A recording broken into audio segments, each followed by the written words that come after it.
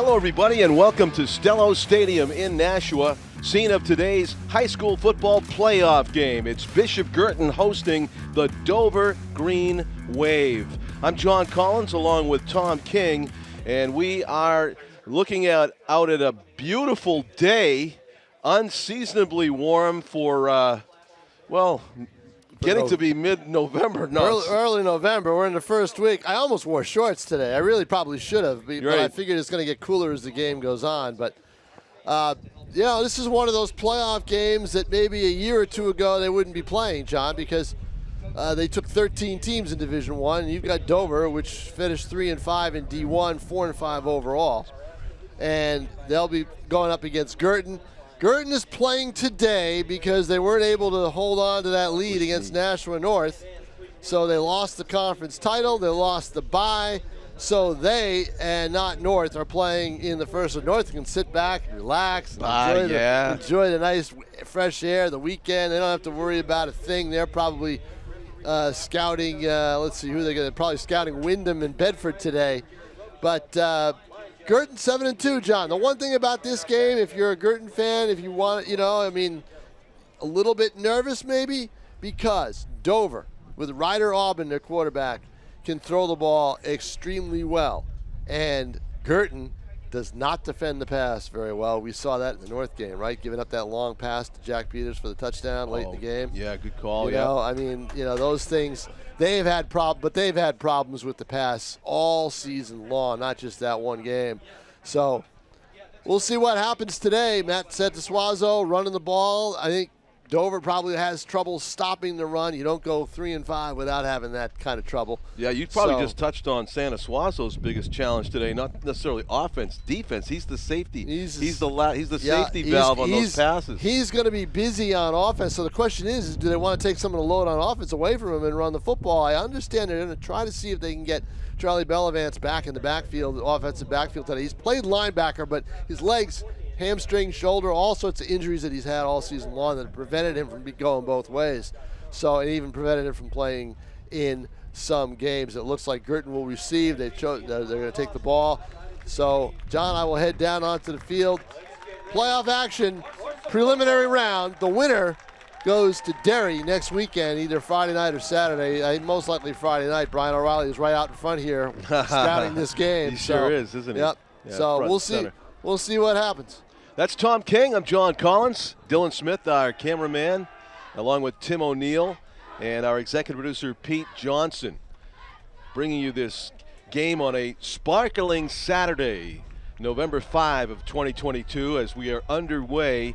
Preliminary round game in the NHIAA Division I playoffs. As Tom said, the winner of this game, BG hosting Dover, will play against the Pinkerton Astros next week. Simultaneously, there's a game going on in Windham right now at 2 p.m. also, where Bedford is playing against the Jaguars down the street on Route 111, where the winner of that will go on to play North. That's North's opponent coming up next week, the winner of the game down the road, Bedford against Windham. Common opponents between Dover and BG, who did not play each other during the regular season, included North, who, of course, BG played very tough. We covered that game. It was in doubt till near the end. And also Dover played North and really got beat. It was a beatdown, North over Dover. Now, but hold your horses when you look at how BG fared against Timberlane. It was a 23-20 squeaker that BG beat Timberlane early in the season. Meanwhile, it went overtime between Timberlane and Dover. So here's a near recovery by Dover, and I believe they got the onside kick recovery. So a big development to begin the game on special teams. The Dover Green Wave starts 1st and 10 at the Cardinals 43, recovering an onside bouncer of a kick that caught the BG Upmen by surprise. So an immediate turnover to begin this game inauspiciously if you are a Bishop Guertin fan. 12-minute quarters up on the scoreboard as Dover will start the game on offense despite kicking off. That's how we begin. And Ryan Aubin calling signals, the quarterback for Dover, a great thrower in the shotgun. Is going to hand it off, though, on the first play. And turning the corner to gain a few, Brady McInnes, junior running back. Actually a big chunk by McInnes. He did a great job at turning the corner. He picked up 7 yards. It's going to be 2nd down and 3 at the BG 36, who had to change their mindset pretty quickly after giving up that opening kick turnover to the Green Wave, who are advancing in BG territory. An errant snap goes way over the head of Aubin. It's a mad scramble. It's still loose, and BG recovers. As so often happens, the first guy to get to the loose ball, who jumps on it with full speed, bounces off the ball, it squirts free, and a BG defender in hot pursuit is able to cover the ball up. And so tit for tat on the turnovers. BG turns over the kick, and then the shotgun snap goes way over the head of the quarterback Aubin, and he cannot cover. BG will start with terrific field position now in a roundabout way, 1st and 10 at the Dover 35. Matt Santosuazo looking to the sideline for the play call, as is his running back standing right next to him, Ethan Labby, who stands to get a lot of carries today, number 33, although he doesn't get that one because Santosuazo takes it back, and the keeper gains about 4 yards off the left hash mark. And it's going to be, say, 2nd down and 6.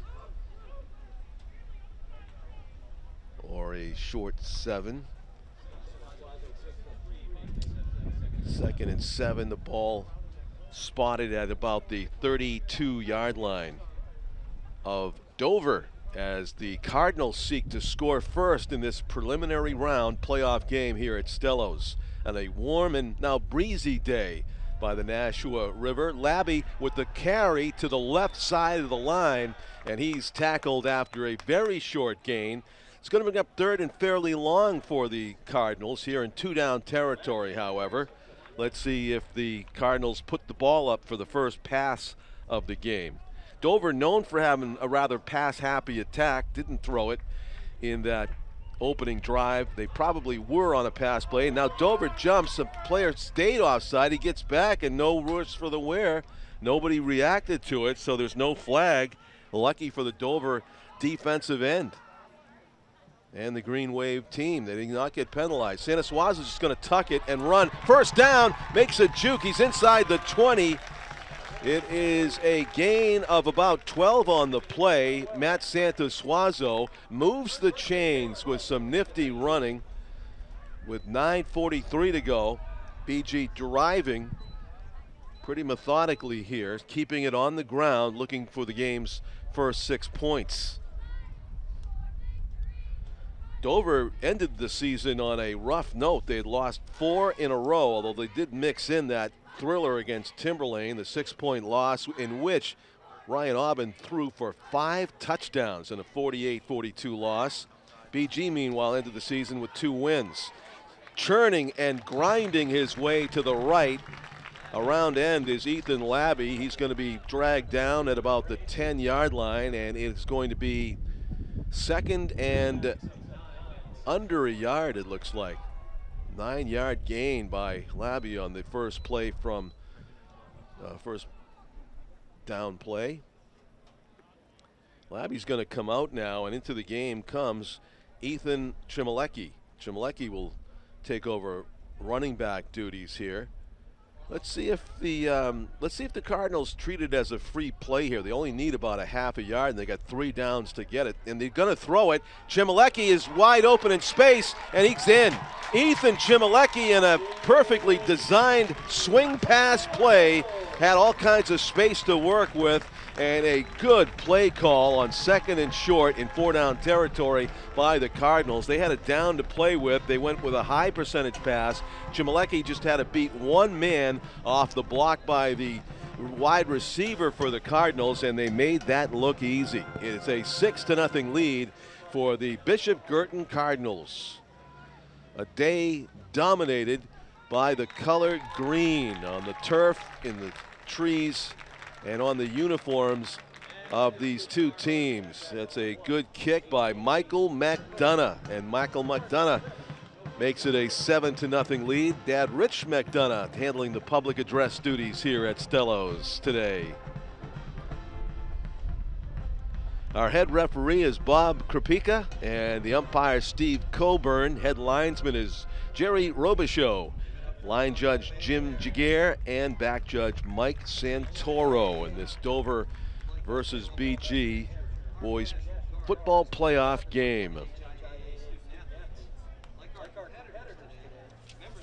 Bishop Guertin with that a couple of thrilling wins this season. They got that 23-20 victory over Timberlane, and also beat Bedford 14-7 right here at Stellos in a game that Jason Roby and Tom King did, and that was the game of the year for the moment. And let's see what this game produces. BG up early, 7-0, with the swing pass to Ethan Chmielewski. Following his blocks after fielding the ball at about the 15-yard line, Dover's Brett Davis, senior flanker and cornerback, with the return. Decent field position after the 20-yard return by Davis sets up the offense 1st and 10 for Dover at their own 35-yard line. 8:20. 3 receivers split to the left, and they'll throw it. It is Davis. Brett Davis cuts it back inside, and he is downed. Chase Amaral right there to make the tackle. It was a very short gain. 1 yard. But Dover has officially gone to the air for the first time. Their first series ended abruptly on a shotgun snap that went soaring over the head of quarterback Ryan Aubin. Brett Davis is in motion. He will get the handoff. Davis trying to turn the corner on the right side, does. Bangs into a few defenders and gains about 5 on the run, but it'll bring up 3rd down and not insignificant 4 yards for the Green Wave that they will need to get, or they'll have to make a decision about whether to punt on their half of the field, trailing 7-0. BG trying to come up with a stop following their touchdown drive. Aubin calling signals, empty backfield. He will look to throw immediately to the right, jumping the route, nearly the interception. Pass was intended for number 13, Samuel Gruby. And it was nearly an interception for Cody Szymanski, who stepped in the passing lane. And I don't know if that was intentional by Aubin to throw it away up and to the right, but it's a good thing he did, because Szymanski was in position to intercept. Dover will punt, the game's first punt. There's a lot of swirling breeze right now, and from all appearances, punter's going into the wind with this. Pretty decent punt considering, and the bounce is favoring BG as Dover scrambles to smother it before that bouncing ball does any more damage field position wise. 1st and 10 for BG. They started out in their first series after giving up the opening onside kick to Dover. BG's offense started in a really generous spot after the Dover turnover at the 35-yard line of the Green Wave. This time BG will have to earn it a little more, starting out on their half of the field. All eyes on the sideline of Bishop Guertin, Coach John Triciani and his assistants Scott Dolan, Mark Boardman, Jared Chandler, Dave Burke, and Chris Larichelle. The handoff is to Labby. He crashes through the right side of the line, picks up maybe about 4 yards on the carry. See where they spotted at the 39. They need to get to the 44, so it'll be 2nd and 5. BG's been successful with these running plays so far. Dover's going to have to step up their rushing defense game, or it will be a long game for the Green Wave. Santa Suazo calling signals, got Labby right next to him. He'll give it to Labby. He's hit right at the line of scrimmage and driven back by a posse of Dover Green Wave defenders for no gain. Maybe a half yard. It's going to bring up third down and a healthy 4 yards to gain for the first down. It may depend on how many yards BG does or does not get on this third down, whether they go for it on 4th. Let's see if they go back to the air. They were successful with that one and only swing pass to Chimalecki for the touchdown. And rolling to his right, looking to pass on the run. Well thrown and caught at the 50 for a first down. Well executed, Matt Santa Suazo. Hitting Chase Amaral as he cut across the 50-yard line, and he was covered rather tightly. Fitting that into a tight window was Santa Suazo on a dead run. Well done, and right at the 50-yard stripe, 1st and 10 for the Cardinals. Big play there on the third down conversion. In the shotgun, Santa Suazo, and there was an offside. It looked like that Matt wanted the ball a half beat before it was delivered by his center, Andrew Piker. Not an easy job, these shotgun snaps, as you saw with the turnover by Dover earlier, where it soared over the head. So often these guys go through the entire game without making a single mistake, and of course as soon as there's one made, we talk about their uniform number. Official timeout down in the field to discuss some things. Head coach Bob Krupika in there with the line judge Jim Jaguar. It could be head linesman Jerry Robichaux that trotted in there to talk, and now relaying whatever that was about. Krupika comes over to talk to Coach Triciani. Ball's on the right hash mark. Breeze picking up here by the minute, it seems, at Stellos. As doors and paperwork go flying here in the Stellos Stadium press box. We are live on Nashua ETV, channel 99, on a beautiful first Saturday in November. Twisting and turning, banging forward after the 5-yard penalty against the Cardinals. It'll be 2nd and long here, 2nd and 12. Ball spotted at the 48-yard line. So Santa Suazo's 2 for 2 passing with a touchdown and a big third down conversion. Let's see if he'll go to the pass on 2nd down and long here. Calling signals, straight drop, 3-4 steps. It's a screen, a center screen, and he hits Labby down the right sideline, goes tumbling over the defender right at the line to gain. And it is going to be a first down for the Bishop Guertin Cardinals. Another well-executed pass play, and Santa Suazo is 3 for 3. 1st and 10 at the 40, or 40, make that the 39-yard line of Dover. So BG threatening to go up by 2 scores before this first quarter is done, with 4:15 remaining. Snap to Santa Suazo, following his blocks, runs into a big hit and keeps going. One of the biggest players on the field for Dover hitting the ball carrier, and he just kept going.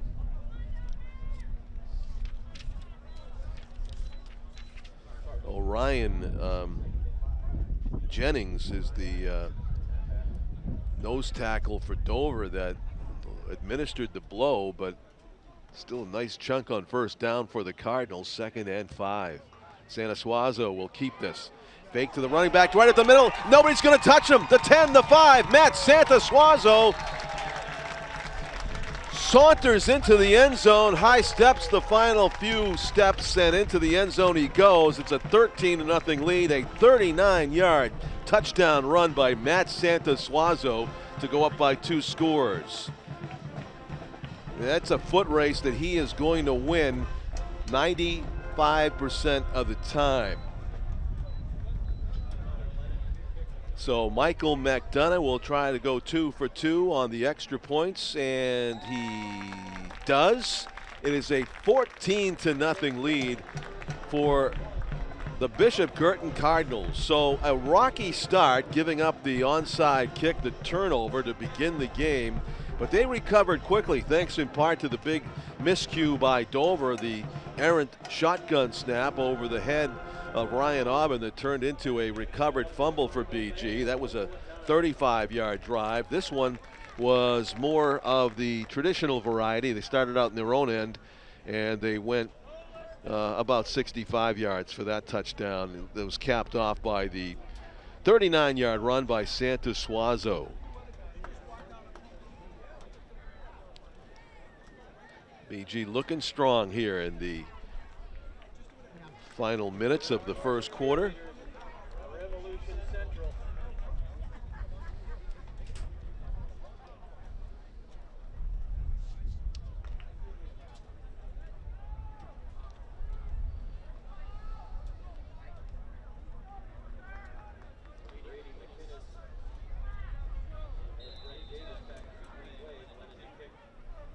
And it's Lennon that handles the kickoff duties for Connor Lennon for BG, and that one is going to go out of bounds, going to draw a flag. It's a good decision by Brett Davis, the return man for Dover, not to touch it. He sensed that it was in fact going to bounce and roll its way over the sideline, so it's going to give automatic good field position to Dover at the, well, is it the 35 or the 40? Where they put it? They put it at the 35. 1st and 10 for the Green Wave.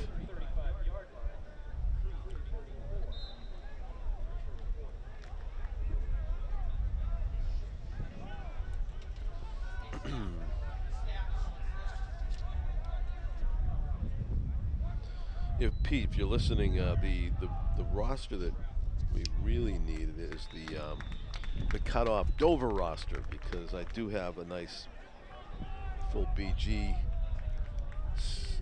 name sheet. So Dover with a very short gain on first down of just a couple of yards, running into the teeth of the BG defensive line, 2nd and long, and no doubt going back to the air, Ryan Aubin, who has had a 5 touchdown passing game, 5 passing touchdowns against Timberlane in a shootout a couple of weeks ago, part of the 4-game loss streak that Dover endured entering the playoffs. Fortunate to make the playoffs after that last 4 games of the season. Aubin's going to flip it, and it's incomplete. That's a forward pass, fortunately for Dover.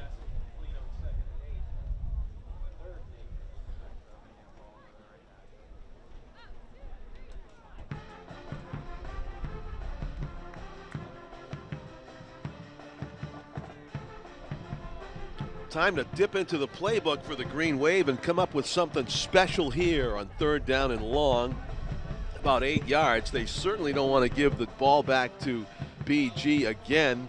Down 2 scores. And rolling out, running into traffic and getting sacked. Ryan Aubin's going to go down behind the line of scrimmage. Unsuccessful play. Kind of a coverage sack for Bishop Guertin there. As it looked like Santa Suazo had blanketed the intended receiver deep down the left side of the field. That would have been Jackson Carroll, the senior flanker and backup quarterback for Dover, was running a go route down the left sideline, and ball never got out of the hand of Aubin. Oh, there's a flag. Is it roughing? What is it? This is going to be a big call. BG was going to get a punt. Spot foul. They're going to walk it off, and it looks like 10 yards and maybe an automatic first down. What's the call?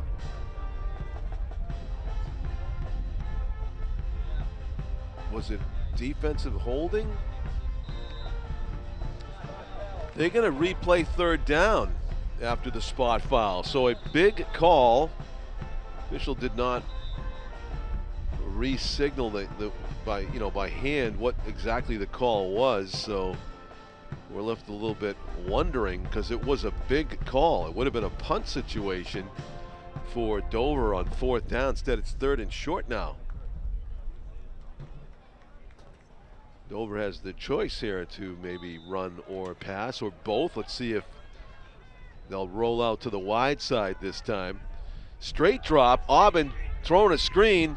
It is complete, and it is a first down for Dover just beyond the sticks. Well-designed play. Number 25 is Brady McInnes, showing off some nice hands. That was a kind of a low pass you could see right there, and then some speed to turn the corner and just making the line to gain at the 45 to move the chains. First down and 10. Dover benefiting hugely from that mysterious penalty call, the spot foul that gave them third and short. There's a handoff up the middle, and again, nothing doing up the middle on first down for the Green Wave as they are trying to stick by that running game. Kind of predictable formula of running on first down and throwing on second and third, as they will be forced to do again here. Second down and 9. Ball at the 47. So Ryan Aubin has a I-back standing behind him as McInnes, and he's going to fake to him, roll out, throw, complete, staying on his feet and falling forward to very close to a first down. Nice play. Joshua Stanley, the senior tight end, breaking off of the line, turning around and spinning and falling his way forward, but a yard short of the first down. Third and 1, no doubt with the score and being on the right side of the 50, Dover will probably treat this as 2-down territory, but they'll be looking to convert on this play. Aubin trying to get BG to jump offside with the hard count, unsuccessful. Now he refers to the sideline, and Green Wave want to talk about it. Third and 1, and they will call a timeout to discuss what the next play will be. 1 minute remaining in the first quarter, an action-packed first quarter that has featured 2 turnovers and 2 touchdowns. Turnovers are split. Both touchdowns belong to Bishop Guertin. A 5-yard or about a 10-yard swing pass to Ethan Chimalecki for the first score, and then a 39-yard touchdown jaunt by Matt Santosuazo on the quarterback keeper, where he was largely untouched down the right hash mark of the field and into the end zone. 2 extra points by Michael McDonough, and we are at 14-0 in favor of the Cardinals. Still early in this one with a minute remaining in the first. Dover's talked about what they want to call on this vital third down and 1. See if they just run it up the middle. They've been pretty successful in getting 1 yard at least on those running plays. If you get fancy, in danger of suffering a tackle for loss on the play. Nearly an errant snap above the head, and that's going to be a struggle, a big struggle, and they're going to mark him short of the line to gain. Maybe a few inches, but it's going to be fourth down here for the Dover Green Wave. So a rather unimaginative running play to the left side of the line yields no first down. Ball spotted right at the 45. They need to get to the 44. Aubin with McInnes, the I-back. tight formation. They're going to run it. The quarterback dives forward, and he just got it. Ryan Aubin knifes his way through an opening in traffic. Oh, and the spot. The spot. Way back. Interesting. And they're going to say it's a Cardinal first down. That caught me by surprise, and probably some folks on the Dover sideline as well. The coaches out there wanted to ask about how did that ball end up closer to the 45-yard stripe, when it looked like Aubin picked himself up beyond the 44. But it's a BG first down. They get a stop on 3rd and 4th and 1 and take it over from Dover. Matt Santosuazo calling signals in the shotgun. Fakes the handoff and carries it up the middle. Spin move, still on his feet, dives forward like he's at the goal line, and just a tough get to the ground. Santosuazo gains 9 on the first down carry. Very close to a first down. As the first quarter comes to an end, BG on pace for a blowout at this rate, having put up 2 scores and driving for another here as the first quarter comes to a close at Sunsplash Stello Stadium in Nashua. John Collins along with Dylan Smith and Tim O'Neill. My partner Tom King will rejoin us shortly.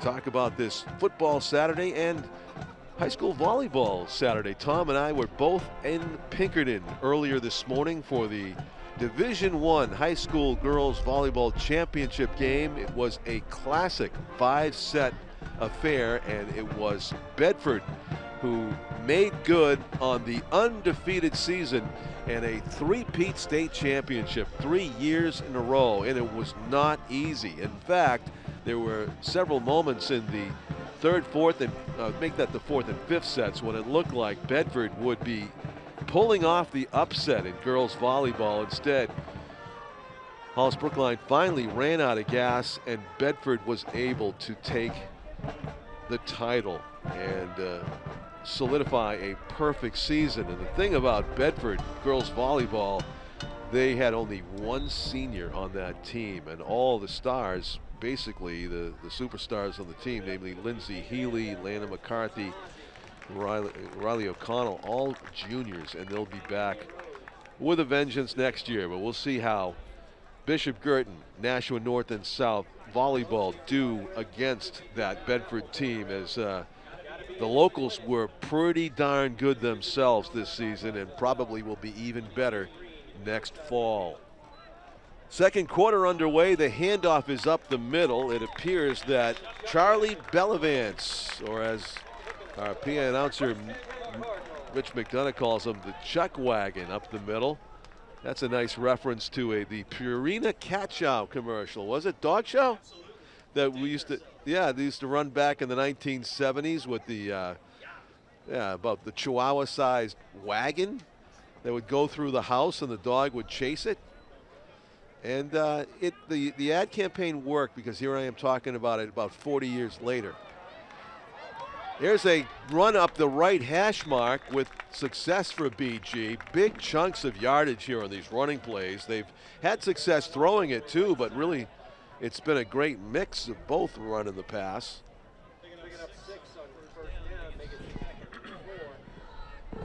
6-yard gain. It'll be 2nd down and 4. Ball spotted at the 38 of Dover. Must feel like they've had their backs up against their own end zone all first half long. Keeper Santosuazo, no secrets on that one. He just put it under his arm and ran forward immediately. Was not able to find an opening and find his way to the first down. It's going to be 3rd down and 1.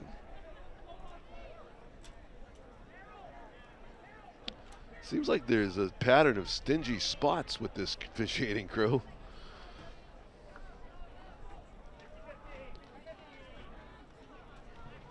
As they spot the ball well short of the 35. Suazo's going to elude the grasp of the tackler, and he does get it off. It's a first down. Both the quarterback, Suazo, and the receiver. There's a flag down at the point of the tackle. I don't know if that's a face mask or what, but it's right at the point of the tackle. Personal foul against the Dover Green Wave. That's going to mark off a big 15 yards on top of the completion, which was no easy task. Suazo was being swallowed up by a would-be sacker when he let that go. And they're going to tack 15 yards on top of that. 1st and 10 for the Cardinals at the 15-yard line. Working their way into the long shadows to our left. Both of the previous touchdowns were scored in the end zone to our right by Bishop Guertin. Looking to go up 3 scores here. Suazo's going to hand it off. Bellavance skips his way through the line and backs his way inside the 5 for a first down.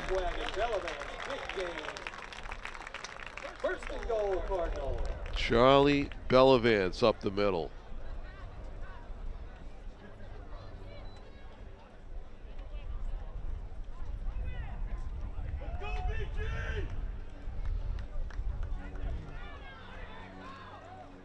So over in, let's see, the run up the middle is a touchdown. Charlie Bellavance scores the 3rd touchdown of the game for the Cardinals, his first of the game, in a game where it was uncertain whether he would be inserted as a running back. He looks pretty good from up here as he goes in for a 5-yard touchdown run to make it 20-0 with the extra point by Michael McDonough to go.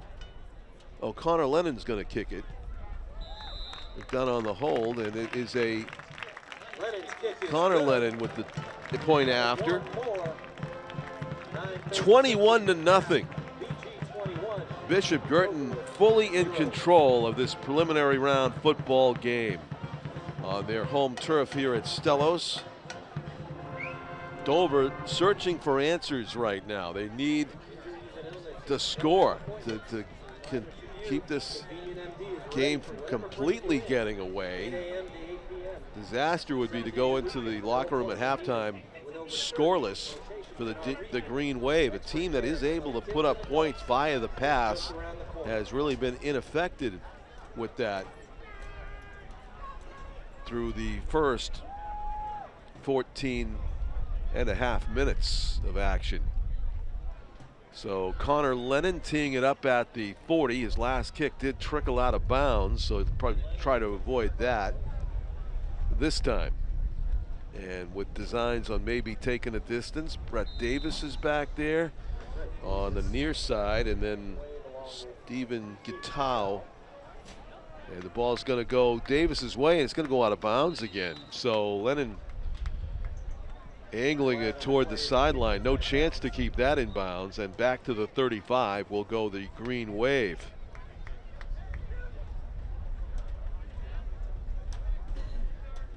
6-0 is the score. Is that Bedford is leading? Wyndham in Wyndham. First half score. And Dover elects to have the Cardinals re-kick. So the Bulldogs trying for the upset. They're seated 10th. Wyndham is seated 7th, and the game is at Wyndham, the home of the higher seed, but it is Bedford that scores first in that one. The winner of that will play Nashua North next Friday night right here at Stellos. The Titans with a comfortable bye here on this beautiful Saturday. Just they can watch the football if they want.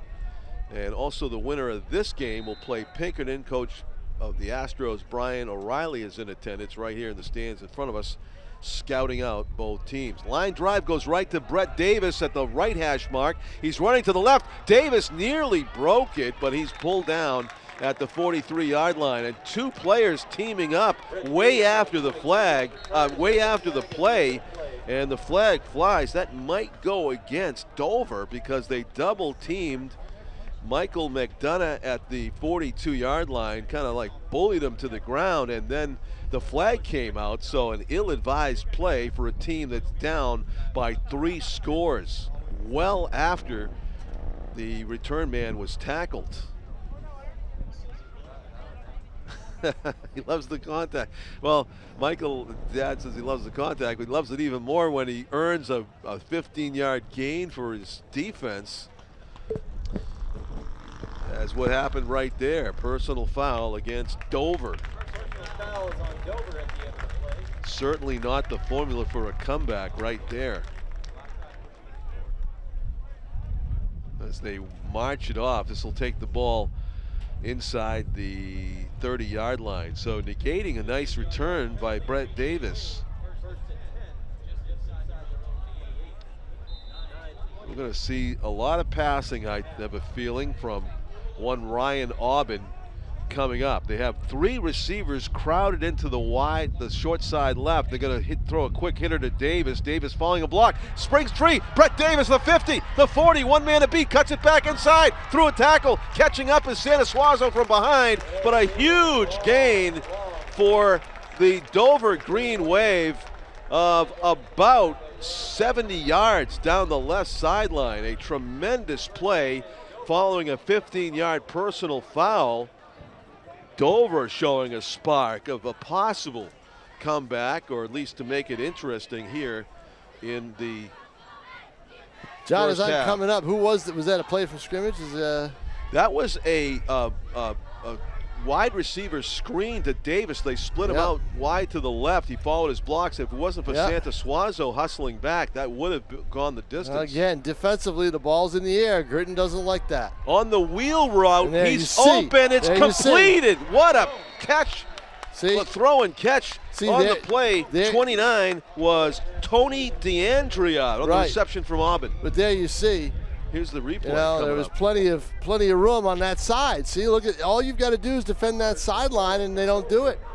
He kind of telegraphed a big sweeping wheel route. Nice flat pass up in the air and led him well and caught it. Touchdown saving tackle by Szymanski for the moment, but right now it's goal to go from the 4 for the Dover Green Wave, threatening to go on the scoreboard for the first time in this playoff game, down 21-0. High snap, gets away again the second time, and this time Aubin able to cover it up, but a huge loss. It'll be goal to go from there. John, I've seen this the last couple nights. Portsmouth did it a lot last night. Really? Yeah, high snap or bobbled snap or whatever. So. And then we rarely point out the shotgun snapper unless there's a mistake, and that's not fair because a lot of these kids do great jobs. They'll do the whole game without making a mistake. I think that's true for Nashua North a lot of times. They've gone whole games without any mistakes, but the good teams do that, but that is just disaster. You're worried about the air. Aubin's going to fire it to the end zone, and it's great coverage. Yeah, well, it was and it wasn't, John, because what happened there? He got behind the receiver. If you throw that ball, give him one more step. If you throw that ball with a little bit more air under it, that's a touchdown. It's true. That was touch, maybe behind the receiver. The receiver was behind the defender. Once again, Guertin lets the receiver get away. Not quite enough separation for how hard and low that ball was thrown. He needed to put some air under it, and that would have made a difference. Aubin now faced with 3rd and 23, goal to go in the shotgun. Going to fake the handoff and roll to his left, throwing across his body. It's complete at the 11, and that'll bring up a 4th down and goal from outside the 10. They give up the yardage there to make sure they have containment, and that's what they did. But the thing is Aubin's using play action, and that's freezing the linebackers a little bit. Carter Accomando with the tackle of Brett Davis after a gain of 12, but it's still goal to go, and field goals really don't help you in this situation. No, down 21-0. You got to score here. So from the 11, one play to get a touchdown for the Green Wave. Aubin clearly going to throw this thing. Rolls to his left, throws it down the middle, and he had a couple of receivers, but kind of threw it where nobody was. Well, the problem was, John, he was rushed. He had to throw it quickly.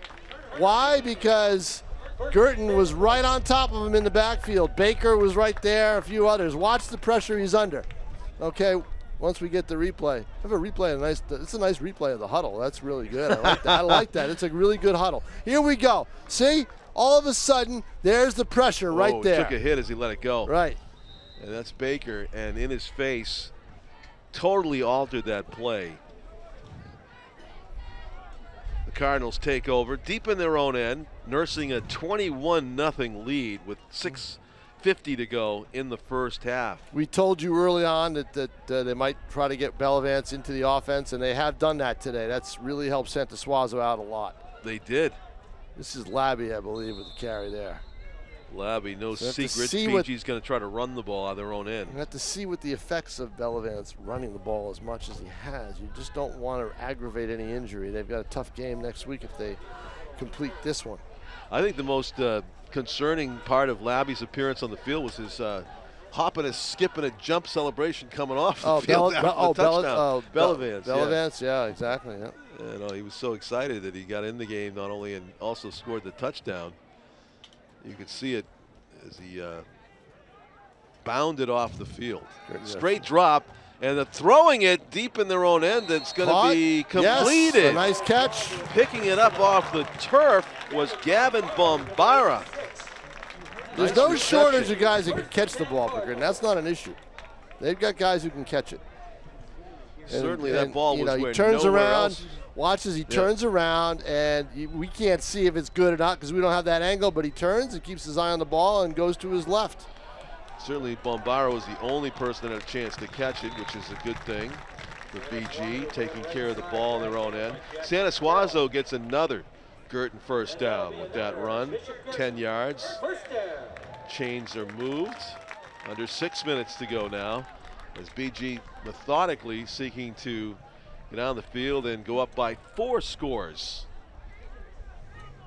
Dover appeared to be about to cut this to a 2-score game, and then disaster strikes. The high shotgun snap for the second time thwarts their plans for the touchdown. Faking the quick hitter and running it, Santa Suazo will dive forward for about 4 yards on first down. And we have trainers running across the field. I thought they were going to go to attend somebody, and I realized they're just trying to get to the other side. Well, they are going to try to attend somebody. They're trying to attend somebody on the Dover sideline. Oh, there you go. You're right. We saw that last night. I saw that last night at Merrimack Portsmouth when the Portsmouth quarterback had his helmet knocked off, and about 5 minutes later, the trainers all went to the other side of the field because he had a concussion. Right. Or was believed to have one. Will BG put it up here on 2nd and 6? The wind could be a factor if they do that. They will hand it off. Up the middle it goes, and Labby spins nice his way That's forward. The thing. No, it's number 3. Oh, it's Chimalecki. Chimalecki who got a lot of carries last year when Bellavance got hurt late in the season. Yeah. Labby just beat him out in practice. Labby just showed that he could do the job, so he kind of passed him on the depth chart. But Chimalecki, they still want to change it up and not have one back have to bear the brunt besides Santa Suazo. Makes sense. Yeah. And Chimalecki seems to have that elusivity that helps him. It helped him certainly get that touchdown pass earlier.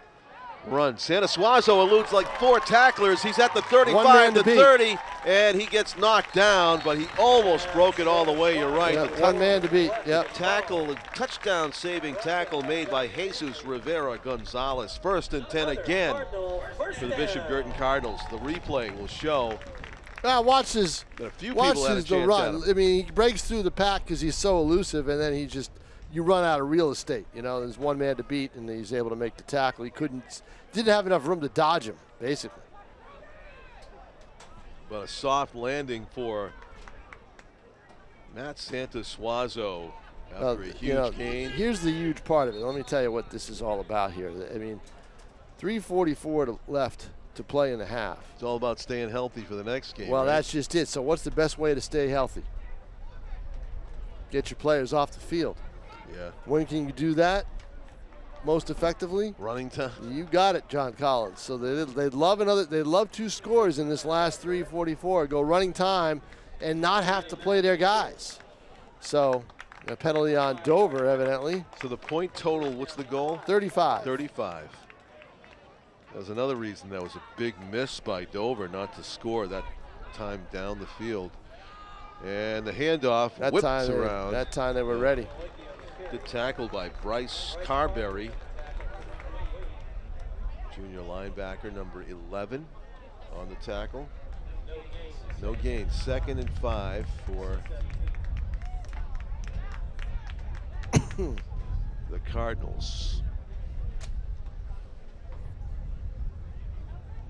Still haven't changed the down marker across the way. No, they haven't. That's interesting. At the 15, quick hitter to the right, wide Nobody open. there. He can walk in if he wants to. Just one man to beat. Good closing speed. Let's see, the tackle was made, I believe it was number 13, saving the touchdown, Samuel Gruby. Ah, here it is. Look at the room. No one over there. He's got able to run 10 yards. He's just got to avoid that defender. Couldn't quite do it. Yeah. Gruby got a piece of him going around him and knocked him down.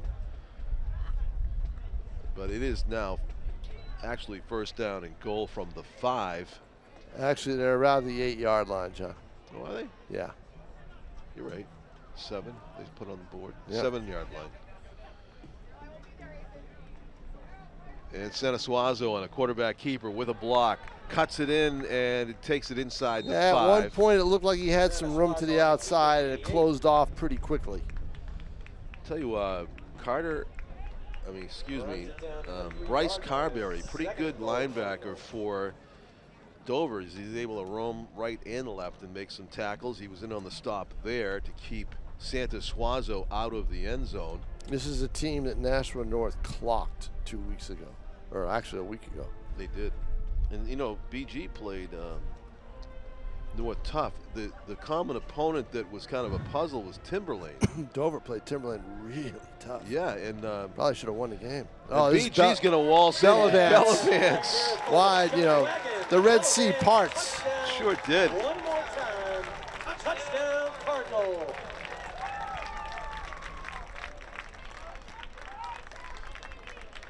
So it is a 4-score lead for Bishop Guertin. Just a dominating performance in the first half here of this preliminary round football playoff game in New Hampshire Division I. The grand prize for winning this game will be a trip to Derry to play the Astros next weekend. Connor Lennon's extra point is good, and we have a 28-0 lead.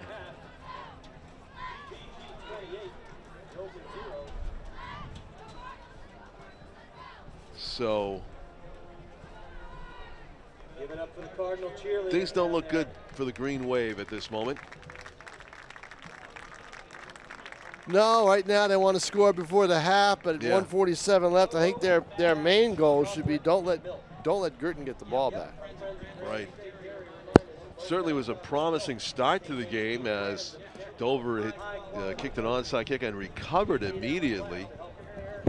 They were done in mostly by 2 high shotgun snaps, one that turned into an immediate fumble recovery turnover for Bishop Guertin, and the other one that took them away from knocking on the door of the end zone, pushed them out to the 30-yard line and just foiled that would-be score. So big damage from the errant shotgun snaps for Dover. Connor Lennon's kick is a bouncing ball, nicely fielded by number 29 doing his Bregman impression. Flag. And they're going to call it a late hit. Yeah. Because the up man there that fielded it, Tony DeAndrea, basically gave himself up when he went to the ground, and then he got tackled. So that was a no-no by BG. There'll be an extra 15 yards tacked on. Kind of don't expect that, right? You expect the guy to keep running, I think, and Yeah, that's you why do. your defender's going to keep running. So, And you know, if you do watch pro football a lot, like you do, but the kids do, fantasy football, you're not down. You know, Tyreek Hill's not down when he does that, so you kind of get that in your head. Oh, tackle. Quarterback is, but nobody else is. Right. But in high school football, he's down.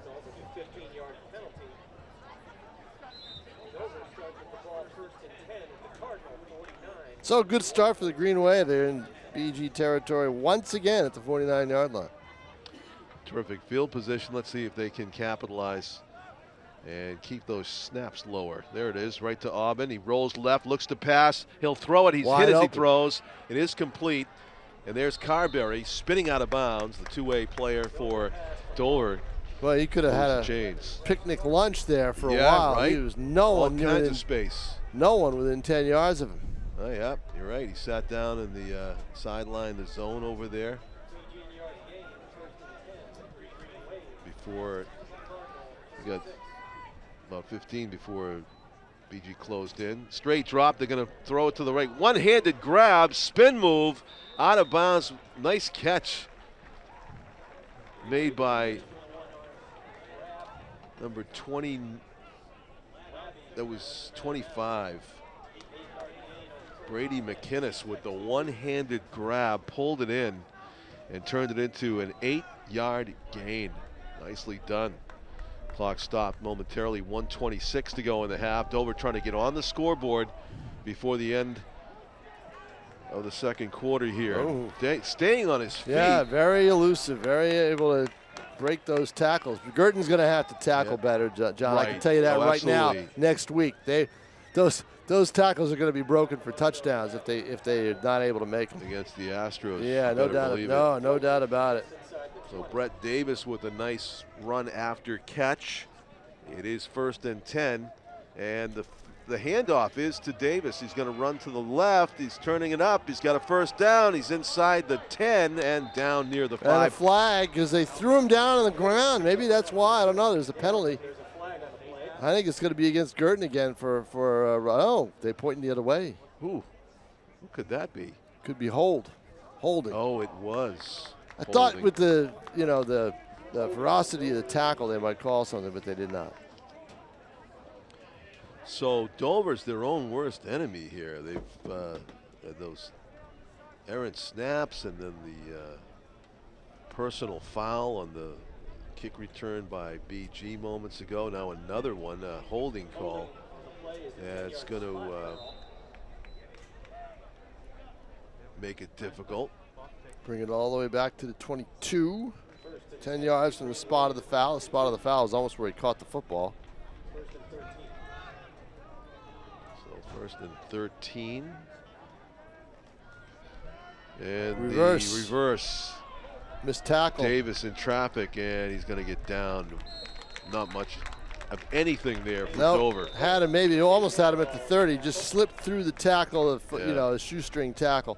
That's probably the play where Dover should have done the halfback pass. No, what Dover should do is throw the football. Yeah, I mean, the quarterback. Do the halfback or have the quarterback do it. 33 seconds left. A timeout taken by the Green Wave here. So it'll be a second down, and they lose yardage on that again. When they start? They might have lost a half yard. Yeah, they started. Well, they had first and 13 started at the 22, and now scoreboard, they're back to the 23. So yeah.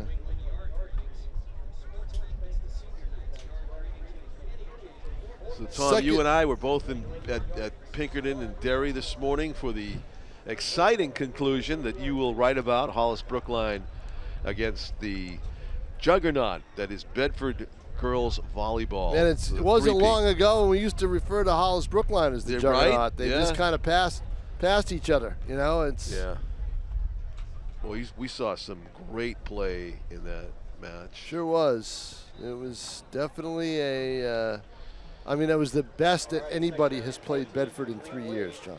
It was, yes. That's the consolation that Hollis Brookline takes from that. And the testament was the Bedford coach play action again. The worst. overthrow. Right through his hands. You've got to make that catch. Oh, boy. You know he had. Right there. Santa Suazo's got to make that play. How does that not get caught? You could clearly see him move his head. Like, where am I going to run with this? Right, exactly. And he took his eye off the ball. Boom. That's what happens. Yep.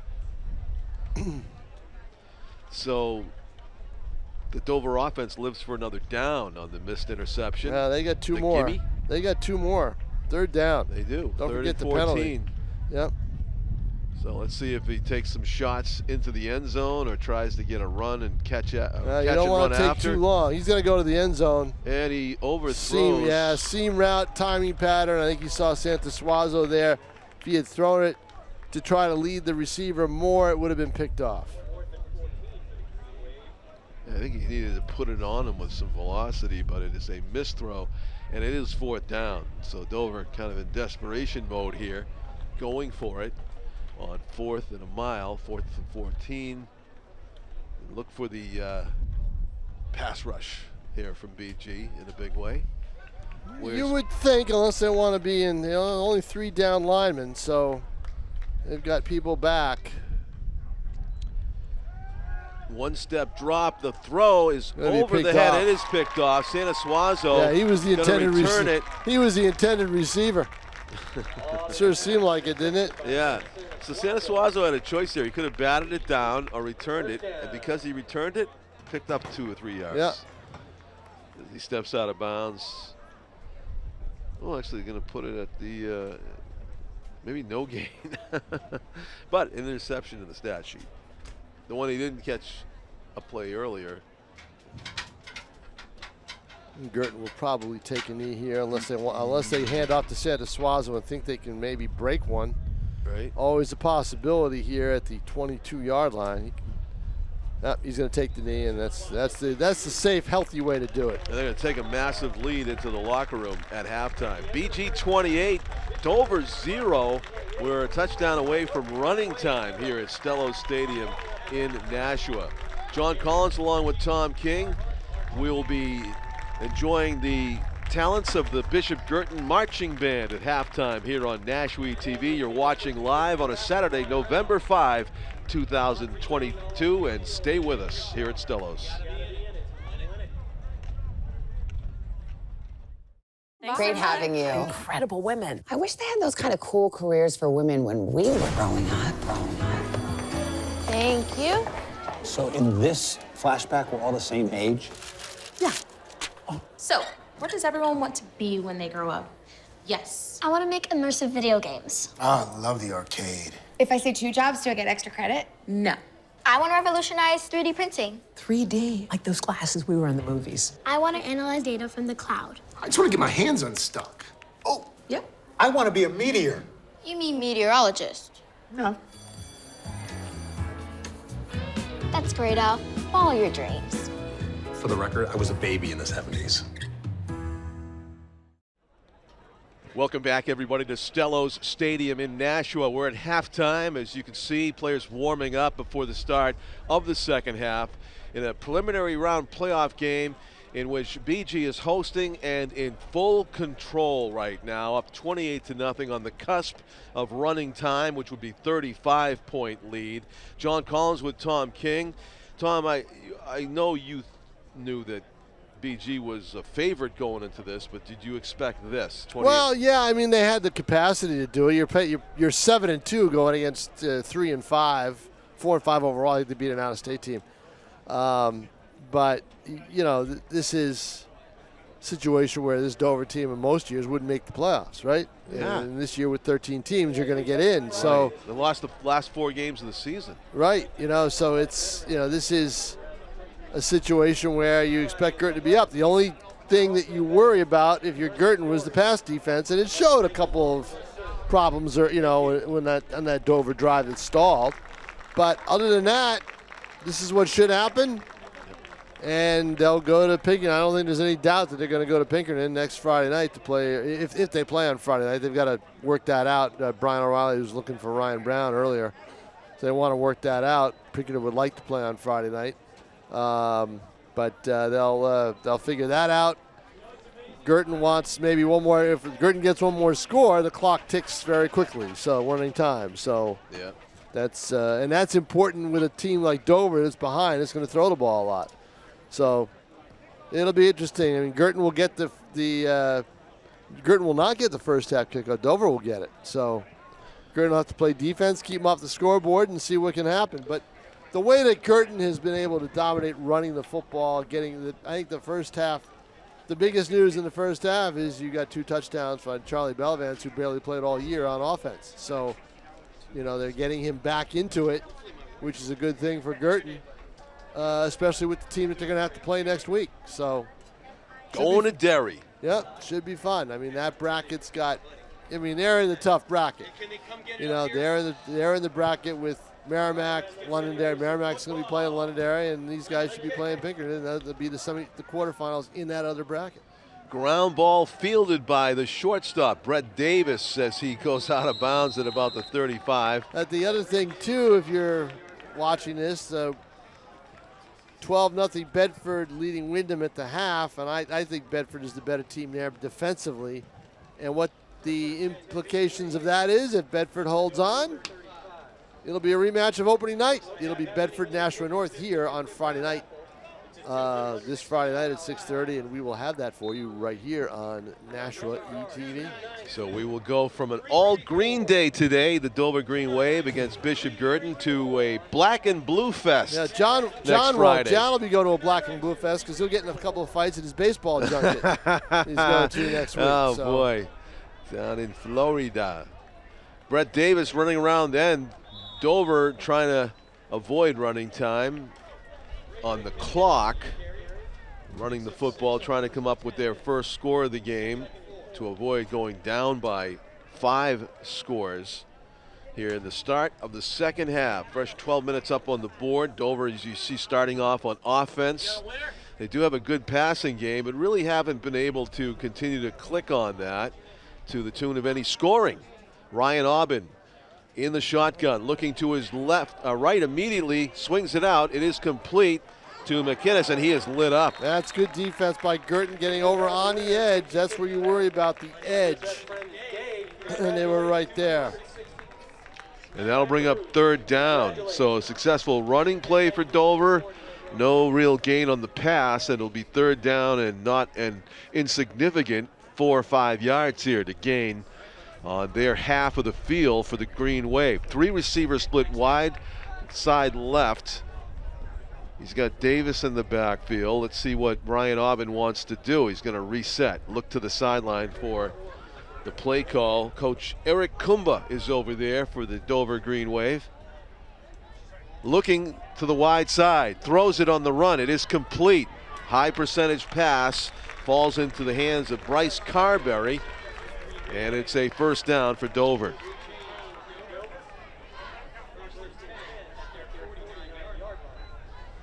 Open in space. But Yep. The big thing is you can't miss the tackle. You make the tackle, it's okay. You don't give up the big yards. End around and dropped in the backfield. Baker is not going to miss that tackle. No, he's not.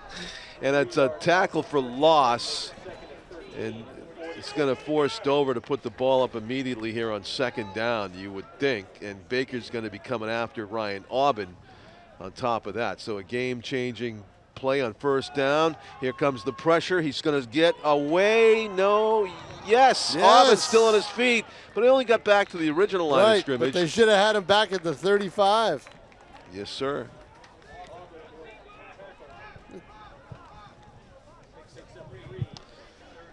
Third and at least 10.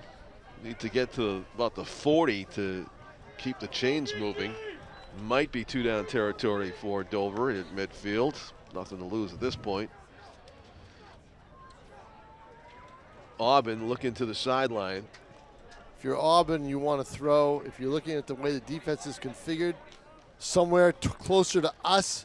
Go route on the right sideline. Yeah, the right sideline. If they go left sideline. Up for grabs, the tip ball. Left sideline almost intercepted, and it was almost tipped into the hands of a Green Wave receiver for a touchdown. It would have been 6. Matt Santos Suazo jumping in the passing route there, but it would have been 6, and we all would have been tipped off because they would have taken away the running time possibility. That's right. The mercy rule would have been pushed farther away. Punting situation apparently for Dover here. They have lined up to do so. And the one player back for BG is Santos Suazo. There's the punt down the right sideline. Good angling, coffin corner right after your heart. I love the coffin corner. I just don't see it enough. That wasn't quite it, but, you know, A for effort. Well, not Ray Guy, but BG will have to go and earn this next score if they're going to get it, because they're going to start out inside their own 10. You want it inside the 5? Is that what you need? I need it anywhere that, yeah, that's the spot you want. Well, that's tough to do. No, it's not. Just aim it. Aim that punt. A missile. As it is, they are deep in their own territory. 1st and 10 at the 9. Yeah, looking out over the his team has a motion man. He's going to hand it off up the middle, picking his way through everybody. Bellavance churning for about a 17-yard gain. That's the Bellavance we know and saw last year. The guy who could break through a couple of tackles and get into the open field. Would have been Maybe interesting not there. Not quite the burst we saw, but close. Would have been interesting there if he had the foot speed to outrun everybody, if he had gone by one more. Yeah, last year he might have had that foot speed. This year, not so much. So not 100%. 26 gets him to the 26. 1st and 10. Matt Santos Suazo with the signals. Has Chase Amaral in motion. He's going to keep it, and he's going to get tackled. Well, maybe a loss of one on the play. They've been able, Dover's made some improvements defensively on keying in on Santos Suazo.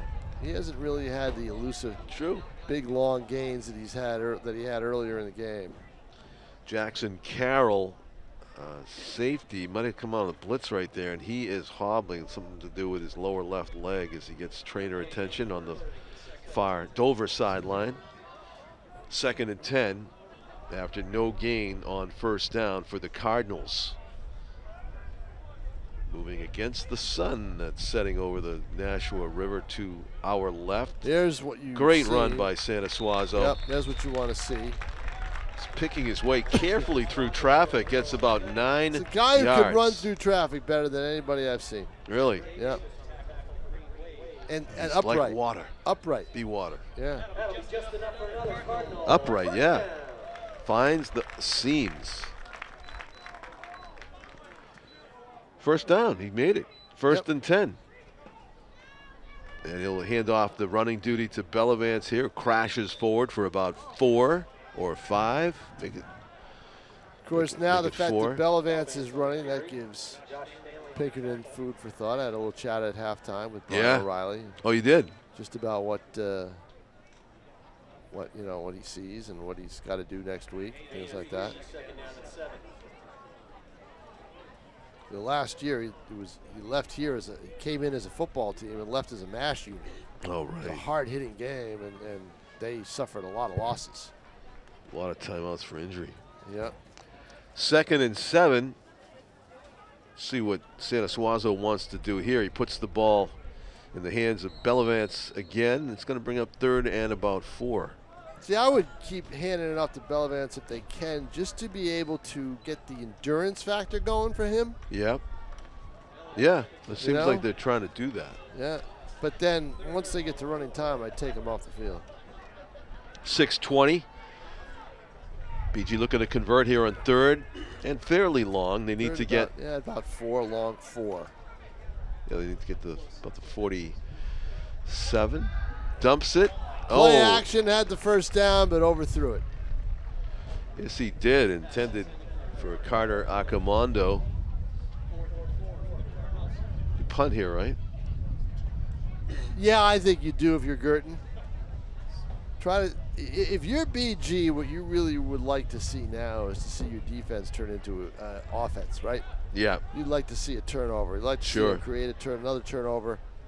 I mean, they've got 2 already. They get the interception. They've got the because Dover's got to take some chances on offense. Right. I think you come all out after the quarterback, and I think you get that turnover. See how this bounce goes. It is a BG bounce. Yeah, it's going to go about 25, 23-yard line, I think.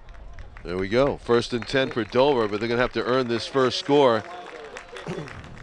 They are 77 yards away from pay turf as Ryan Aubin takes his offense back out there. Has been thwarted a few times by self-inflicted wounds with the high shotgun snaps twice, personal fouls, sacks. Yeah, what Dover needed to do was score early. They needed to put a little pressure on Guertin. Yeah. See if they can try to get somebody deep behind Santa Suazo, who's playing center field safety. They're going to run it, and not much there. Falling forward for maybe 2. Brett Davis. Or was that 25? 25. I think if you're McKinnis Dover, on the carry. Yeah, I think if you're Dover, what you're looking at is you'd like to get a score, maybe if you get greedy, maybe even 2 before the half, maybe before the quarter ends. Yeah. So you go into the next, the final sure. quarter, only down two scores. But I don't know if that's possible right now the way they played.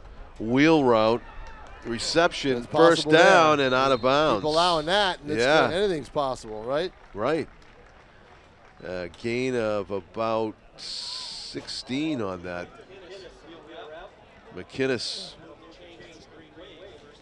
full head of steam as he received that pass. It's one play that they've gone to several times with success, has Dover. Rolling to his right, looking to pass. He hits his man, and hanging on is Carberry. Wow, he's going to be slow to get up. He took a big hit from Santa Suazo. Yeah, he did. Who let out a yell when he did it. That's great. You let out the yell, you made the big hit, but Dover gets the first down. Yeah, credit to Carberry for hanging on. No doubt about it. Good news is that wasn't Ray Lewis, it was Matt Santa Suazo. Right, They're about the same size, those two guys. And now Dover with 3 passes in BG territory. Now your quarterback's taking off. Aubin with his best run of the game. Ryder Aubin. Let's Ryder, as the guy from the Broncos quarterback once never said. Russell Wilson.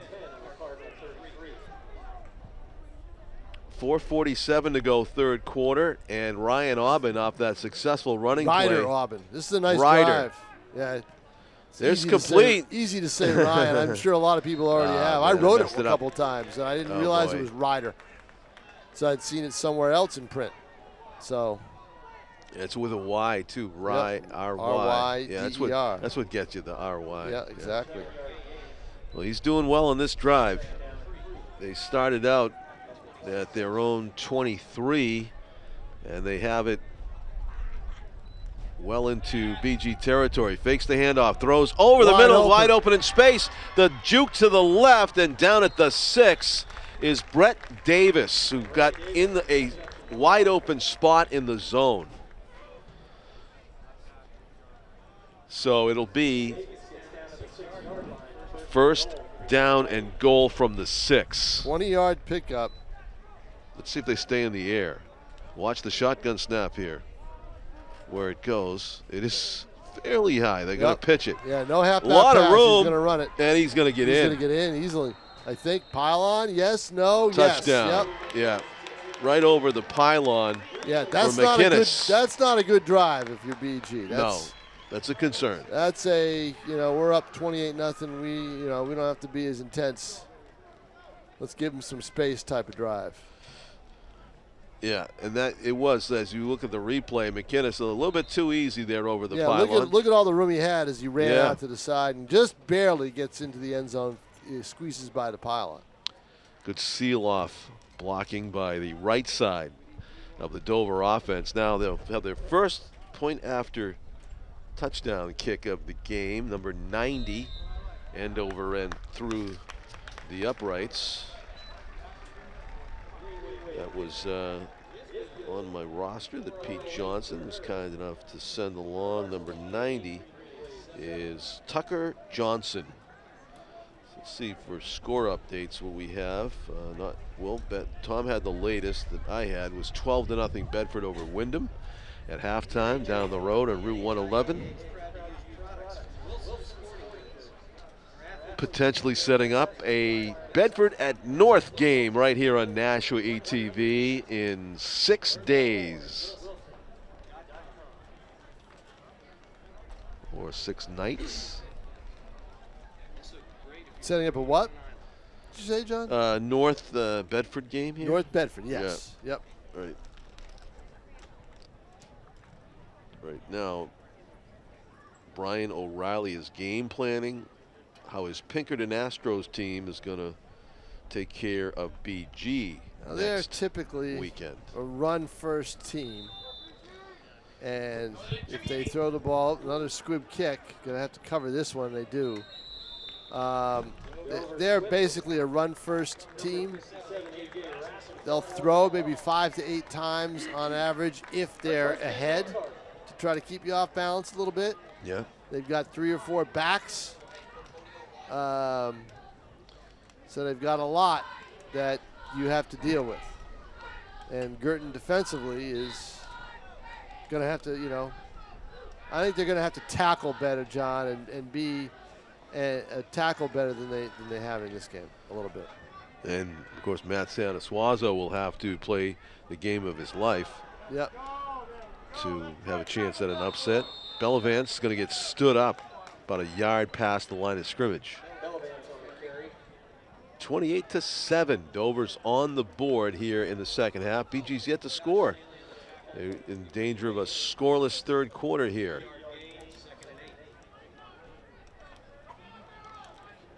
Sanasuazo coming closer to the sideline has the, actually that's not Sanasuazo, that's his receiver. Ronan Balistreri has not been targeted yet in this one. And will he throw to him now? Balistreri's open. Wide open. He is wide open. He's at the 30. It's a foot race. Touchdown. It is going to be the 5th touchdown of the game. Wow, it's funny. I saw him stand out there in the slot. Ronan Balistreri wide open, just a go route from the slot, and nobody. Busted coverage for the Dover defense. Here it is. Look at it. See, no one there. No one near him as he got through, beat one defender in the middle of the field. That's all he had to do, and he's in for a score. You're not going to play up close. I mean, you're not going to play back against BG. They're not a team that throws the ball much. So, right. And I'm sure Brian O'Reilly made a note in his notebook on that one. On there, yeah, exactly. Watch out for 15 slot play, wide side. Go route. 35-7. Back to a 28-point lead for the Cardinals. Running time's a touchdown away, but we are in the third quarter with 3:20 remaining. And more football to be played here at Stellos. Wide open down the middle of the field. Sure was. Yeah. Don't get much more open in a game than that. No, you don't.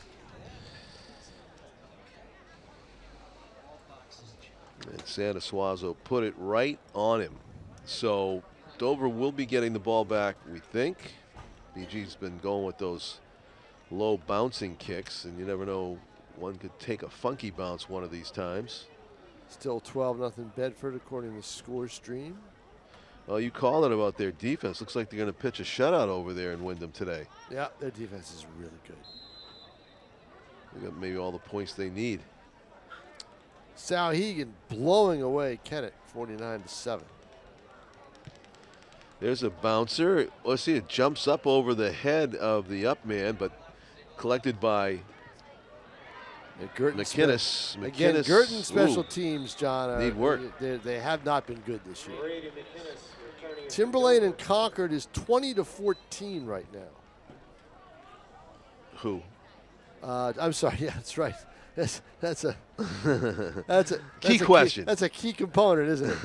20-14 Timberlane leading Concord. That's the game of the day in my mind. I think that's the better game than Bedford-Windham. Good matchup.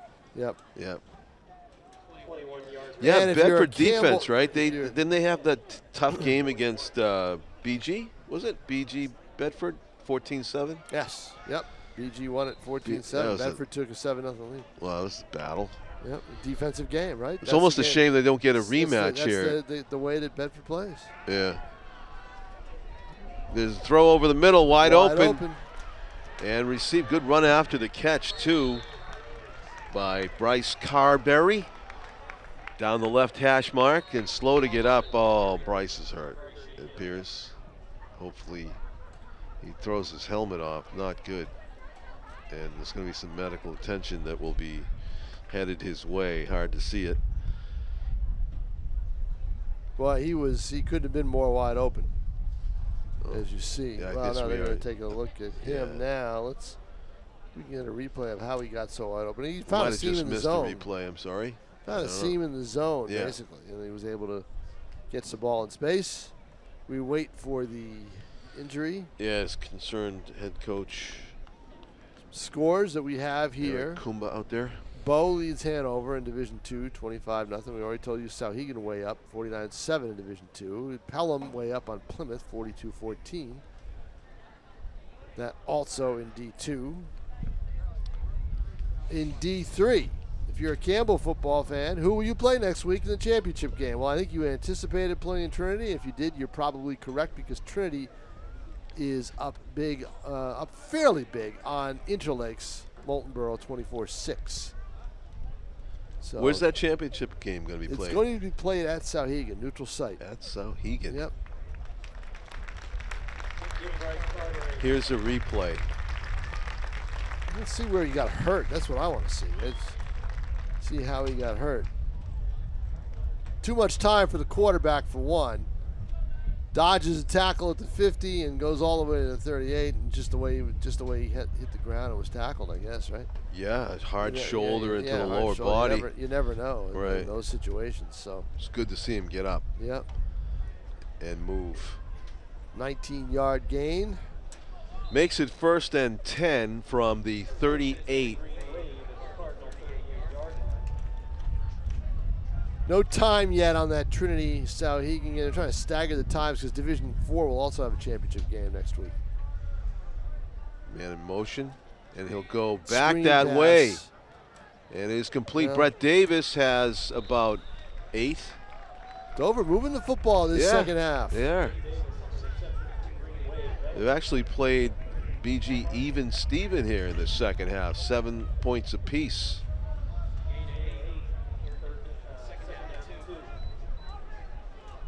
Second and 2.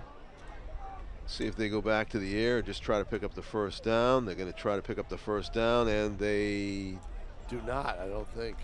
Don't think he got there. Had to get to the 29. Where they mark it? Oh, they give him a lot of forward progress. Did he get that far, John? That's not where he was tackled. I don't agree with the I spot. don't agree with that spot at all. My goodness. Yeah, I didn't see that. It's a 4-yard gain. 1st and 10 at the 27. I didn't see him get that far. Dart over the middle. Carberry's back in there and breaking tackles. Well, again, you could see how Ryder Aubin was able to throw for Yeah, over 400 yards and throw for 5 touchdowns against Timberlane. in an overtime football game. His receivers know how to run their routes. They get themselves open in space. A 17-yard gain is going to give Dover a 1st and goal at the 10. See if he goes back to Carberry. There he throws it. Oh! Wow. Was that Baker? That was Baker. Great job of positioning himself in the passing lane. Ball intended for Brett Davis. And it was not going to get there. The only question was, would Baker be able to secure it and run with it? As he drops it and gives Dover another chance to get their second score here. 2nd and goal from the 10. Ryder Aubin One-step drop, looked to fire left. Instead, he runs up the middle, get in. and he is in. Touchdown, Ryder Aubin. Yep, Good the field Red vision. Sea open. There was Yep. the pass rush coming in from the edges, and that left the middle wide open, and Ryder Aubin got through. We'll probably see it again. Yeah, he was sincerely looking to pass left. Oh, he but was. He made no the doubt right. about it. that- He made the right call. Guertin tried to jump up in the air and cut his passing lane down in his view. and that just took them out of the running. And as soon as they got in the defense. air, Aubin saw, okay, I can duck underneath him and run. Yeah, great job of moving the defense with his eyes there as he scored the touchdown. The point after is good by Tucker Johnson. So in this second half, Dover played much better. Here it is right here. Watch Aubin. His eyes are all Oh, even left. pump faked. And he just pump fakes and takes off. Yep. And it was There's too all late. sorts of room there. And he took advantage of it. So doesn't look so lopsided on the scoreboard anymore. 35-14 with 30. an entire quarter left to go. 35-14. You getting intrigued yet? 35-14 is a pretty good lead, John. If you were going to tell somebody they were up 35-14 in the fourth quarter. I But think you they'd were say telling me they're about pass defense concern. right. Oh, we're not even in the fourth quarter yet. No. We've got a minute 34 left to play in the third. Yeah, and we're going to But see an you see onside it. kick here. But you know it. Look out. You got to squib it. Special teams. But you see what I mean by what I Dover do. has been able to do. No, they've been able to move the ball pretty effectively. Well, see what they did early on in the game was I think they were trying to throw the ball, force it in areas that weren't open, throw it a little too deep, things like that. In other words, this time they're doing a good job of taking what the defense is giving them, Yeah. throwing it underneath. And But those two high snaps were killers, yeah, too. no, they were definitely killers. On the shotgun. There's the onside kick. Is it going to stay Gonna in go out of bounds? bounds. Oh, it goes out of bounds. Wow, is this a little too much on it? Yep. Had that popped up in the air at any moment, there was a Dover player that probably would have been off to the races, but it ball outraced him out of bounds. And that's why Guertin did the right decision not to touch it. You got to gauge, okay, what's the time? Is it going to get out of bounds before he gets there? Right. And they gauged it well to have a first and 10 at the 40-yard line. Yes.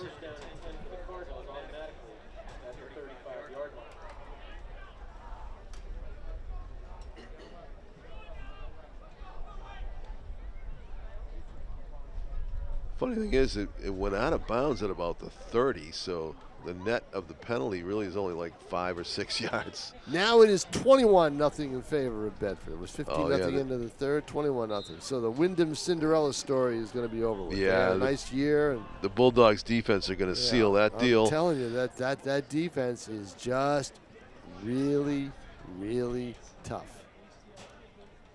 Really tough. Yeah, so look out north. And ball is at the 40? Yeah, just shy of the 40. Got about 4. Oh, look at that spot. The spot. Yeah. It's about a yard short of where I thought he went, but here he goes. Second and long. Matt Santasuazo calling the signals. Will he run? Will he pass? Quick hitter. Pass, and Off to the right. if I'm up 35-14, I'm not throwing the ball. I want to run it. I want to get that clock ticking. You know? Instead, it stopped at 103 Right. Keep in that the clock third moving. quarter. And now you got third down, so you might have to throw. Probably have Santasuazo run it.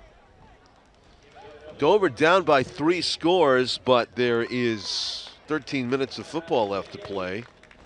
And BG faced with a third and long on their half of the field. Yeah, so you can't even run out the clock to end the quarter that way, which is what you would want to do. He's going to keep it. He's Running gonna have the left, first he's got down, some too. space, and he does. But he goes out of bounds because he ran out of room. You're He had right. nowhere else to go. They stopped the clock. 56 seconds to go. First and 10, though, for the Cardinals. Well, he actually did have an opportunity to stay in bounds, but If he had gone straight ahead, yeah. he would have to take a hit there, which kind of unnecessary. The score is still where it is, up 3 scores, and in control of the ball. And still in control of the game, but if you're Yeah. Guertin, the main thing is you don't want anybody hurt, but you would have Right. liked to have had a lot of your guys out of the game by now, Sure. And that is Bellavance. Bellavance. No, it's not. It's yeah. Suazo on Good the fake fake. and the keeper, and he's going to get a first down again, and he's going to keep the clock Well, you running don't until they stop it to move the chains. Yeah, we got to wait on the spots here. Yeah, that's the true. magical spots. And we're you're going to put right. it. Look at that. You're right. Well, all right, look where the... I'm looking at the sticks, and I'm looking at the ball. I'm saying, why aren't you measuring this or calling it for a first down? I agree. Look where the yard marker Looks is. like the nose of the ball is over the stick. The yard marker is at the 44-yard line. The ball is just shy of the 43. Yeah. I mean, the what's yard wrong off. what's wrong with this picture? Rolling and eluding. Matt Sanasuazo's got the first down as he gets inside the 40-yard line. 1st and 10 for the Cardinals, controlling the ball. 11 seconds left in the third quarter. Up 35-14. It was all BG in the first half, 28-0. And here in the second half, closer story, but the clock is not the Green Wave's friend as the fourth quarter will come to a close. No, but Guertin's got to make play. sure they keep it their friend, right? Yeah, that's exactly. the thing. You got to take advantage of it. They will. That's the end of the third quarter, everybody. 35-14 in favor of the Cardinals. So soccer's concluded. No, not yet. Girls. Girls is. Yeah, girls is. Congratulations. Boys are going to play. Here's a congratulations to the Alvern High School football team for finally winning a game over Goffstown. A losing streak of 23 games. Ouch. And since they were forced to go into Division I, they lost the semifinal in 2019 to, I think it might have been Hollis, but I'm not sure. And then they reeled off. Had to go back down to Division I. They were winless in Division I, and finally picked up the win over Goffstown. 2 0-9 teams played in that extra game that they allow after the playoffs start. The 8 teams that didn't make the playoffs were, I think they were kind of sort of seeded to see who they would play. Like not 8, but down the ladder, all the way down the ladder. That's how those 2 0-9 teams played each other last night. So good. Tarek Roth, the head coach at Alvern, said he was in tears after the game because his seniors had never been on a winning, had never tasted a win. Wow. That's tough. Yeah. It's a program that does not belong where they are.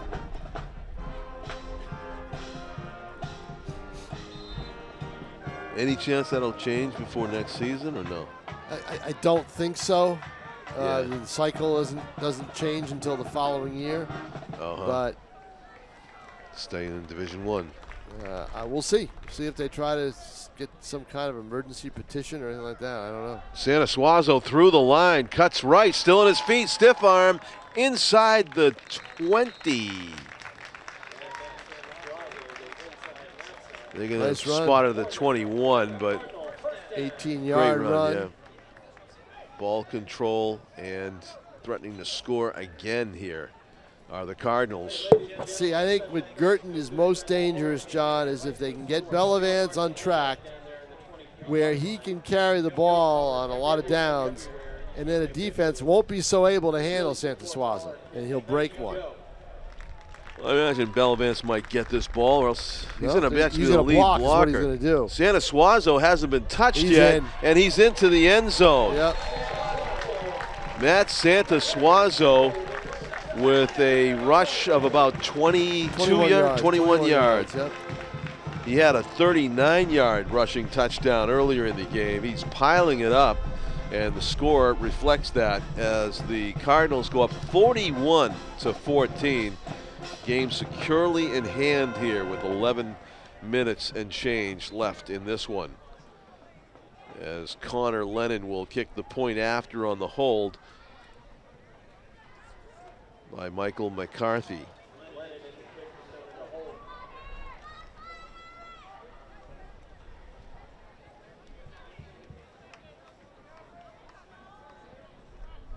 So a bit of a long ride back to Dover today for the Green Wave, whose season will come to an end, it appears, with 5 straight losses, including here in the playoffs. Not so sure if that playoff format's a good idea. terms allow. Well, that's just it. This is a game that should be played. You know, it really should. But that's what they do. Wow, Pelham's piling on. And you will be covering high school football until after Thanksgiving this year. Well, if Nashua North. Oh, right. Or someone, or Guertin, one of the local teams that's left, Merrimack, those right. 3 D1 teams, if those teams make that. That's what the schedule game. calls for, the Saturday after Thanksgiving. Right. Merrimack's got to play Londonderry. That's not good for them next week. Guertin's got to play Pinkerton, 50-50. North Bedford, 60-40 North maybe, you know, just because of Bedford's defense. That's the only reason why, you know. So, and North not playing for a week, but they had experience with that, with the unfortunate situation in Alvern with the passing of a player, and they had to not play that week, and that game was completely canceled, which was the right decision to make. Right. Follow the bouncing ball into the waiting arms of McInnes. He is cutting it out to the outside. He'll be pushed out of bounds at about the 44-yard line. Number 29 for the Green Wave, Tony DeAndrea on the return. But here's how you never know in high school football. Campbell in Division III, they play Monadnock in a game where basically the feeling was the winner of that game would be the host when they faced each other again in the semifinals, and that was a month ago when they played it.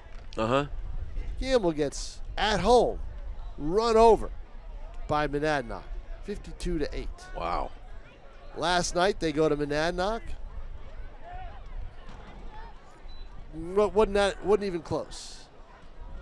37-14 in favor of Campbell. How does that happen?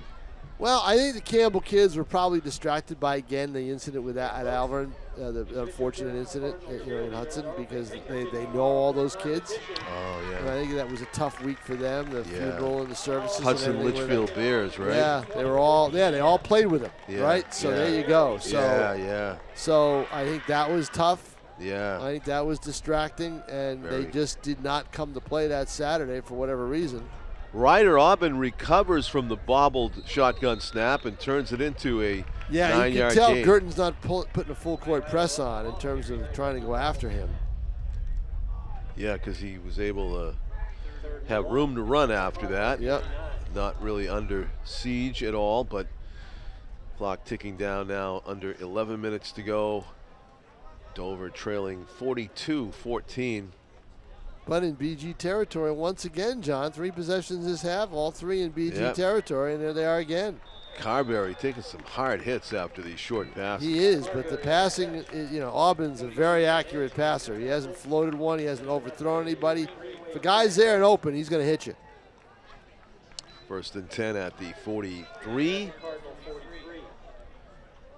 See if they stay in the air. Do Dover, and they do. 2-step drop, deep down the left hash, open, pass complete. Thought it was almost tipped, but not quite. Driven into the turf on the tackle, a little bit slow to get up, but he held on to the ball. Brett Davis on the reception, good pass from Ryder Aubin. But this is what I expected. Yeah, you did. This is what I told you could happen. To start is the fact the game. that Dover can throw the ball and they'll be able to put up some points through the air, and that's what they're doing. They'll be able to move it through the air. 1st and 10. Straight drop, thrown to the right. Nice one-handed reception again. Yeah, nice one-handed catch. But what that one-handed catch did was take him out of stride. Yeah. And allow for the defender to get there and make the tackle. Yeah, and really no gain. Actually, because he caught that, his reward is -1. Right. I think where the ball is spotted, actually it's no gain at all. So, and the clock's rolling. Ryder Aubin, 2nd and 10. I believe it's goal to go. Yep. Well, no, the chains, no, it's not. The chains are right upright. That's over the head of Carberry. Almost a hold there. I thought there was a reason why he slowed down. Almost a hold is he wasn't able to break free of the defender.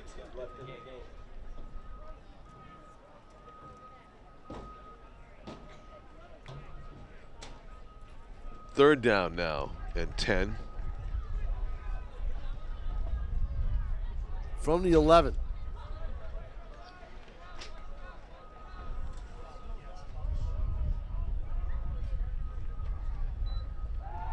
Straight drop. Short pass. Got to make the tackle. Not Receiver a screen. Nope. keep him out. So now it'll be 4th down. Yeah.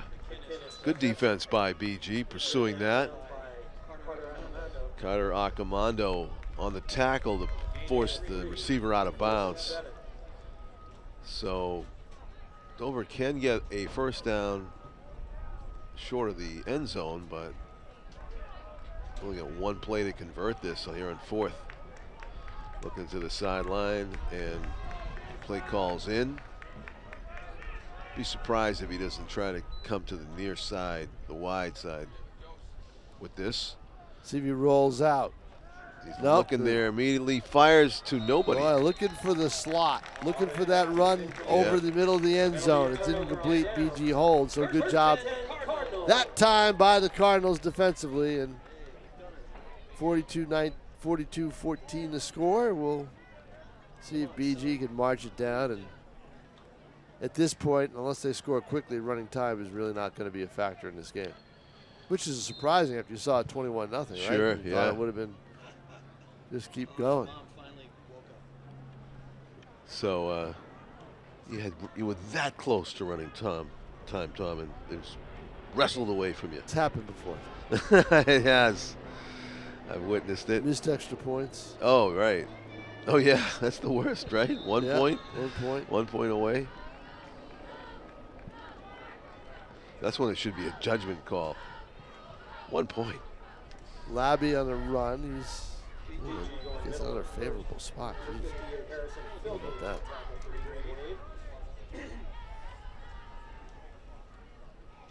No, I guess not such a favorable loss of yard. I thought he was back at the 5. But Michael McDonough at quarterback for the Cardinals. 1-step drop, fires it to the left. It's complete.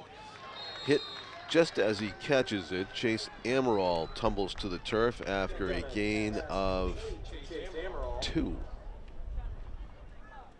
3rd and 8.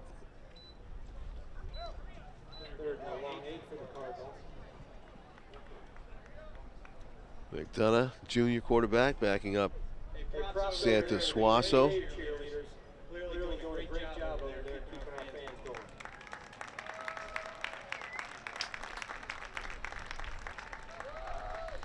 On the right hash now, Santos Suazo's under. Actually, Mike McDonough's under center, and throws it to the right. It's complete. Cutting it back in. He's got a 1st down. Nice play, Cody Szymanski. Well, I think the big thing there is Szymanski gets the ball at the sideline, but he doesn't step out of bounds. Keep the clock running. And he turns upfield. So that was a good decision by him. Yep, now that they've reset the change, the clock is on the move.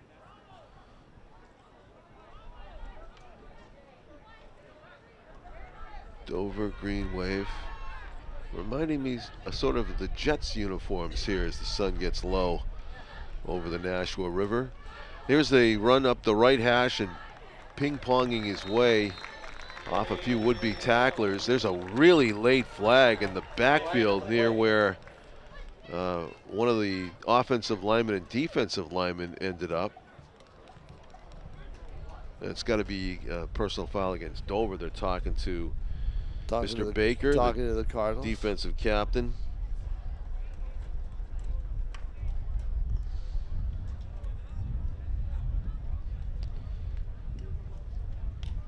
Did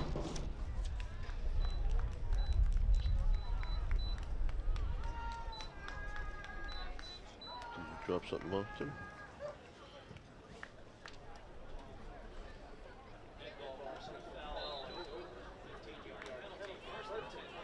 So it was a personal foul, 15 yards against Dover, and ball close to midfield, 1st and 10 for the Bishop Guertin Cardinals, who really don't need the help that they've been getting from Dover with these penalties and turnovers, but take it.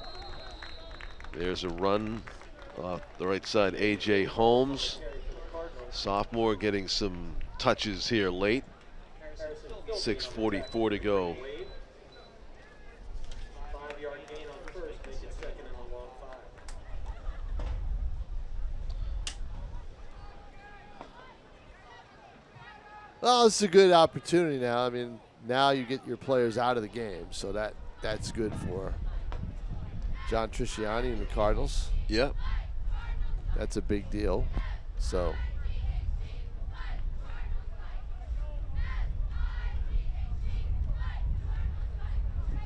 there's a handoff to no one. That's McDonough's going to run it. Almost, yeah. Yep, almost broke it. So is Veterans Day a school holiday in Nashua? yes, it usually is. Okay, so they get Friday off? But also, you know what? I wonder if I don't know what the deal is for some schools. Tuesday is going to be a holiday for some schools, right? What holiday is that? Well, I mean, The election. election. They got to close the school for election. Sure. Yep. You know, I mean, That's right. schools that use that are voting places will probably shut down. Penalty there, a late jump. 5-yard penalty, that'll be an automatic first down. First and 10 Cardinals, 40-yard line. BG with 1st and 10. Taking time off the clock with this drive, up 42-14. And Michael McDonough with the call.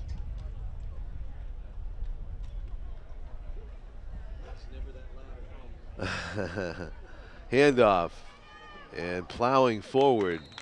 Decent gain. A.J. Holmes on 1st down. Takes it out to the 35. 5-yard gain.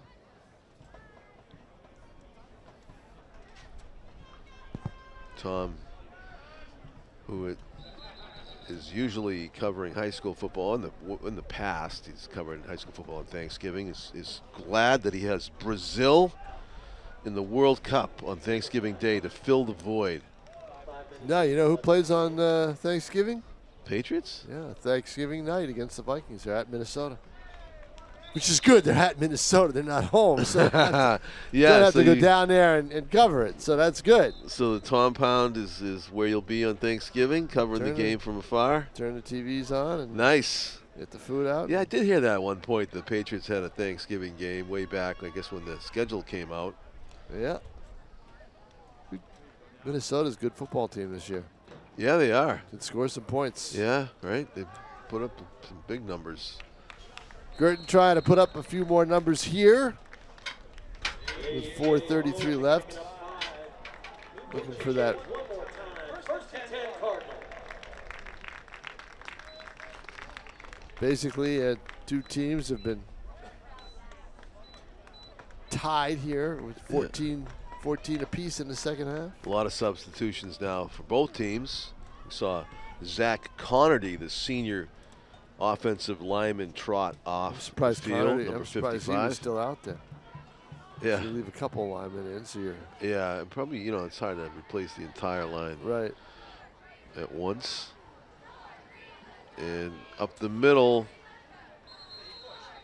A.J. Holmes.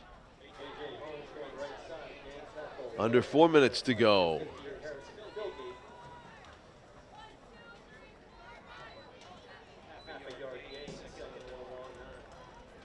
So it went from we went from the highs of the volleyball championship and that and the drama and the intensity, to a business-like win here by Bishop Guertin. Pretty much.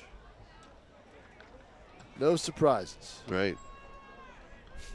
Michael McDonough will hand it off. A.J. Holmes downed well short of the first down at about the 25. Be